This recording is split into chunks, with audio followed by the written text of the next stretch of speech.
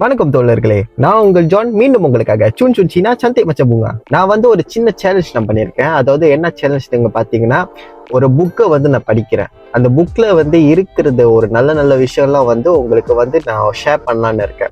So இப்போ ரீசென்ட்லியா chapter 2ல அந்த chapter 2 பெருசா இருக்கு. ஸோ என்ன பத்தி நான் இன்னைக்கு பேச போறேன்னா, மைக்ரோசாஃப்ட், ஃபுஜி, அப்புறம் கோடாக் அண்ட் இன்கோசைக்ளோபீடியா, இந்த 4 கம்பெனி பத்தி நான் பேச போறேன் இன்னைக்கு. ஸோ பார்ட் 1ல நான் என்ன பத்தி பேச போறேன்னா, முதல்ல கோடாக் பத்தி.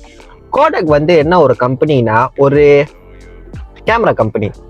முன்ன அந்த காலத்துல இருக்கும் போது கோடாக் ஃபிலிம்ல எடுத்து போட்டு பிக்சர்ஸ்லாம் கோடாக் அப்ரூவ் பண்ணல. ஏன்னா குவாலிட்டியோட இன்ஸ்பெக்ஷன்ல அந்த டிஜிட்டல் கேமரா ஃபாலோ ஆகல. பட் அந்த நேரத்துல அந்த சயின்டிஸ்ட் ஜஸ்ட் ஒரு ப்ரோட்டோடைப் தான் செஞ்சாரு.